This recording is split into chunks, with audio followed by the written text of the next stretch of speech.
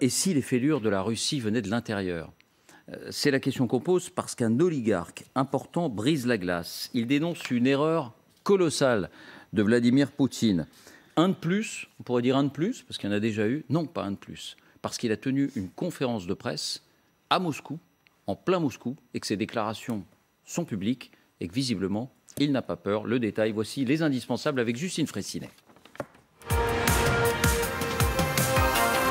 Bonsoir Justine. Bonsoir David, bonsoir à tous. Alors qui est cet homme d'abord? Il s'agit d'Oleg Deripaska, 54 ans. Il a bâti sa fortune sur l'exploitation de matières premières russes. Il a fondé Rusal, deuxième grande société d'aluminium du monde, qu'il préside encore aujourd'hui. Il est très influent en Russie et très riche, fortune estimée avant la guerre à 3,5 milliards de dollars. Est-il un marginal? Est-il en rupture de banc?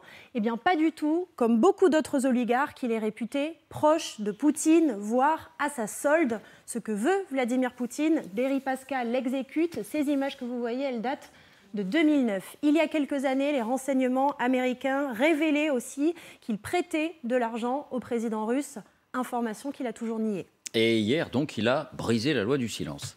Oui, il s'est livré à une attaque en règle du régime. Pour lui, la décision même d'entrer en guerre était une erreur colossale. Écoutez. Сколько погибнет, я считаю, до 200 000 человек, если не остановить. Зачем это? Это абсолютно бессмысленно. Нужно ли России, в интересах ли России, так сказать, уничтожить Украину? Ну, конечно, нет, 100% нет. Это... Deuxième salve sur la soutenabilité économique de la situation. Il rompt avec la langue de bois officielle qui a tendance à minimiser la portée de ces sanctions. Pour lui, les sanctions sont bien plus pénibles pour la Russie que pour l'Occident, c'est évident, alors que Vladimir Poutine dit justement l'exact opposé. Pour lui, il faut donc arrêter cette guerre tout de suite. Écoutez. Ну, понимаете, долговые рынки закрыты, рынки капитала закрыты, собственность экспроприируется.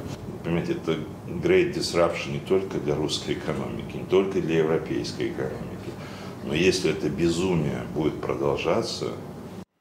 Alors, ce qui est très inhabituel, ce qui retient l'attention, c'est que tout ça s'est déroulé au grand jour, en plein Moscou. Oui, Oleg Deripaska a convoqué une conférence de presse dans un lieu très connu, l'école supérieure de commerce de l'Université d'État de Moscou, à 2 pas du Kremlin, donc au vu et au su de tous. Dans l'assistance, il y avait une poignée de journalistes, dont la plupart de médias officiels, entre guillemets. Bref, de toute évidence, Oleg Deripaska ne se cache pas et visiblement, il ne craint pas les représailles. Et dernier point, est-ce qu'il a lancé... plus ou moins explicitement, un message politique aussi? Oui, il est allé jusque-là, évoquant, et c'est encore plus rare, l'idée d'un changement de régime, même si c'est pour se montrer pessimiste. Écoutez. Нет потенциала для смены режима никакого. Оппозиция предпочла красивый вид и европейский, и все остальное, там, и ретировалась из жизни страны. Bref, ce que l'on comprend clairement, c'est qu'Oleg Deripaska souhaite le départ de Vladimir Poutine.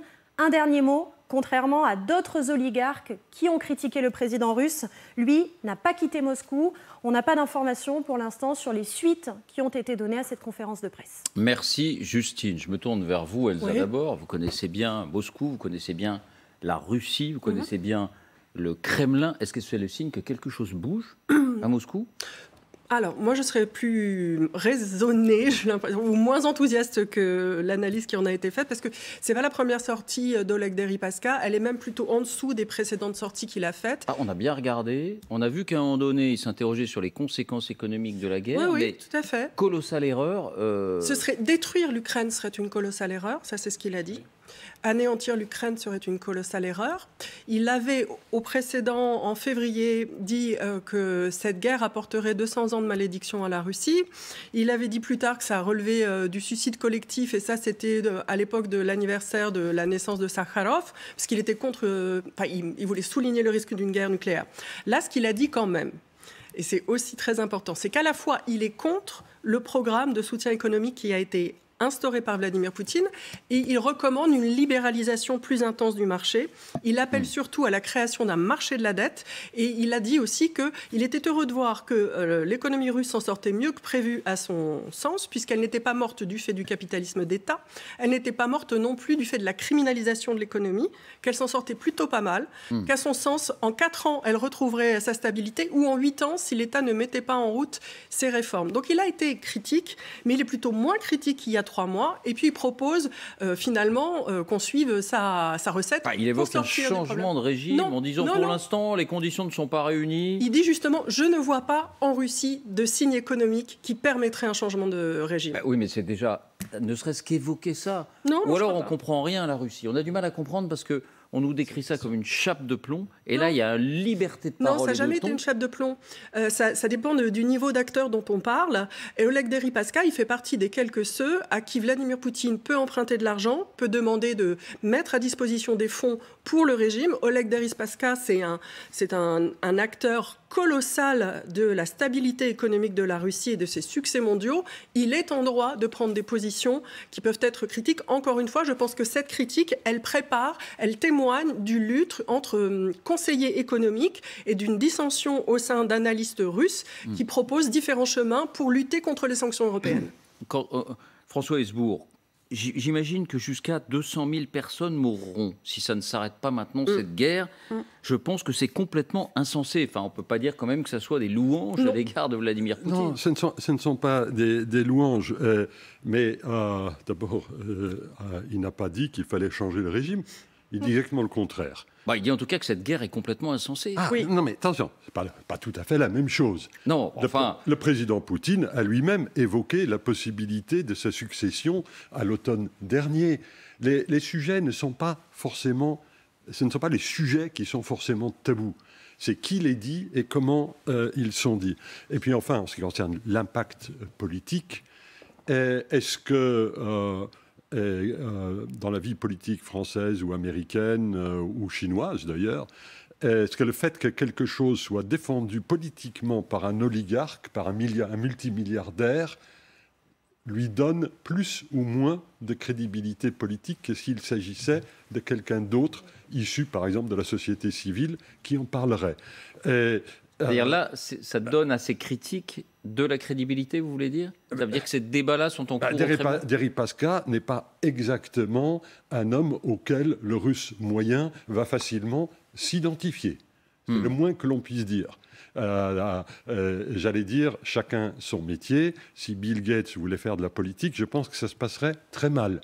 Deripaska... Encore que Trump a fait de la politique et était plutôt dans la catégorie « j'ai de l'argent ». Comment ? Trump était plutôt dans la catégorie « j'ai de l'argent ». Des hommes d'affaires. Oui. D'être homme d'affaires et de faire de la politique. On peut gagner. Ouais. On peut gagner, on peut faire de la politique en étant homme d'affaires, mais le fait d'être homme d'affaires ne vous qualifie pas automatiquement pour ce faire. C'est pour ça que je dis qu'à chaque fois qu'il y a un oligarque qui dit quelque chose, sur ce plateau, on en tire la conclusion que « ça craque en Russie, on va enfin voir du changement ». Eh bien non, ça ne suffit pas. Mais il n'y a pas une liberté de ton quand même qui, en plein Moscou, dans une conférence de presse... Bien sûr. Mais question complémentaire... un peu inédite. Est-ce que son intervention, son discours est passé sur RTR1, sur la télévision d'État, sur Vremya ou sur Vietcher, avec les inénarrables Soloviev et compagnie? Je ne pense pas. Enfin, on tolère. Il y a aussi une segmentation. On tolère à Moscou aujourd'hui des voix dissonantes. Parce que quand il dit c'est une erreur colossale, il parle bien de la guerre telle qu'elle est menée aujourd'hui, c'est-à-dire une guerre de destruction de l'Ukraine. Ce qui se passe à Severodonetsk, à Mariupol, c'est la destruction de l'Ukraine. Quand il dit erreur colossale, si ce n'est pas une critique... Non, il fait entendre qu'il son désaccord, il fait entendre qu'il y a sans doute d'autres gens derrière lui qui sont en désaccord, et il est le porte-voix de cette opposition, qui est une opposition dans le système, qui est une opposition patriote, et qui propose depuis fort longtemps une autre gouvernance, notamment économique. Et je pense qu'il joue aussi pour ses intérêts économiques. Il y a une très forte compétition dans l'élite russe, ou dans les élites russes, qui a toujours existé, qui est nécessaire nécessaire à leur survie, puisque c'est un environnement extrêmement hostile. La guerre donne des opportunités, redistribue des cartes, peut redélimiter des fiefs, et il est très important, quand on est un homme qui a voix au chapitre comme Deripaska, de pouvoir utiliser ce droit de citer pour faire entendre ses thèses. Donc il ne signe pas, pardon Robert, son arrêt de mort économique ou politique? Non, c'est impossible. Ce serait vraiment un coup de semonce que de s'annihiler ou s'aliéner Deripaska pour. Il ne doit pas faire attention à son café ces prochains jours, qu'on n'y verse pas une dose de Novichok? Non, c'est lui qui verse les doses de Novichok, Poutine. C'est lui qui verse les doses de Novichok. C'est pas un oligarque qui le fait. Poutine, c'est le patron. Deripaska est un homme avec lequel le patron compte et doit compter, mais les rôles sont très bien répartis. Donc n'en tirons pas mais de conclusions. On découvre ça. Moi, je découvre ça. Je peux poser une question aux spécialistes de la Russie, que je ne suis pas tout de suite, mais quand même, ces régimes-là, on est celui-là, mais dans bien d'autres régimes, ces régimes autoritaires, dictatoriaux de certaines manières aussi, ça s'appelle un peu comme ça, c'est aussi des régimes qui tombent de l'intérieur. Ils se détruisent de l'intérieur. C'est pas un type, c'est rarement, vous savez, une équipe de démocrates issus de la société civile qui font trembler ces régimes-là. Ma question, c'est est-ce que c'est pas le signe à l'intérieur du régime, avec les limites que ça a, d'un changement possible? Parce que quand même, l'histoire de la Russie soviétique et le passage à la Russie d'aujourd'hui, c'est quand même des gens de l'intérieur qui changent les choses, des gens du système qui changent les choses. Ça se fait toujours comme ça.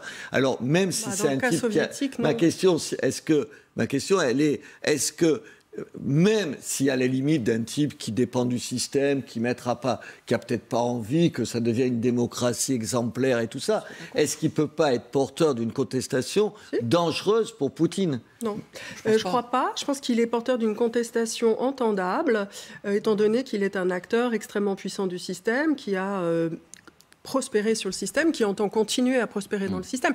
Ce que je comprends complètement, c'est qu'effectivement, c'est dans notre logique, notre stratégie d'essayer de découpler les élites du cerveau, j'ai envie de dire, du cœur du pouvoir en Russie que constitue le Kremlin. Oleg Deripaska est effectivement un acteur de premier plan. Il y a des dissensions dans l'élite. Ça ne veut pas dire pour autant que l'élite est en capacité de faire surgir un coup d'État. On n'a pas vraiment vu, on a vu une tentative de coup d'État en Russie. On a beaucoup pensé aux militaires. Pour l'instant, ce qu'on voit surtout, c'est que... Une tentative de coup d'État depuis le début de l'invasion ? Non. Ce que je veux dire, c'est qu'on en a vu il y a très longtemps, dans le passé. C'est pas vraiment ce qui est une signature de la vie politique en Russie. On espère bien sûr que ça se fragilisera. Qu'il y a des dissensions internes au sommet de la pyramide et qui s'expriment. Est-ce que c'est pas cette dissension, est-ce qu'elle n'est pas voulue, entre guillemets? Elle peut tout à fait être mise en scène.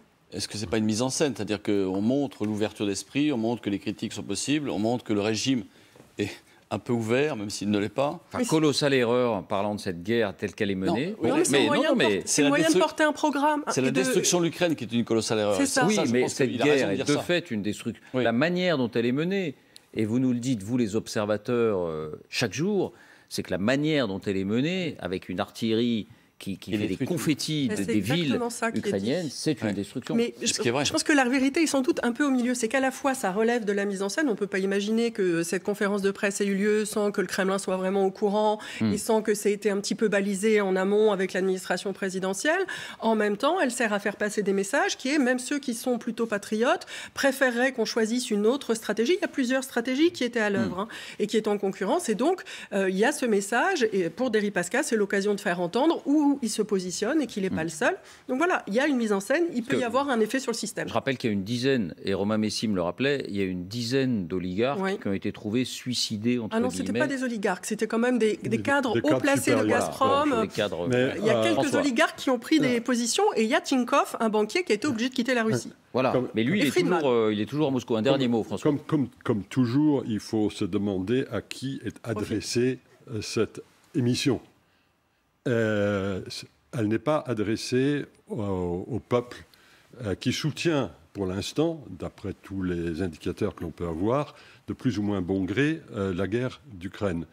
Elle s'adresse vraisemblablement aux élites, montrer effectivement qu'il y a un espace de liberté, que vous n'êtes pas forcément obligé de partir travailler à Londres, à Berlin, à Helsinki, à Stockholm. Parce il y en a que beaucoup qui sont partis. Mais justement, Bien sûr, bien sûr. c'est bien à ceux-là que s'adresse ce type de message. Beaucoup qui vont manquer.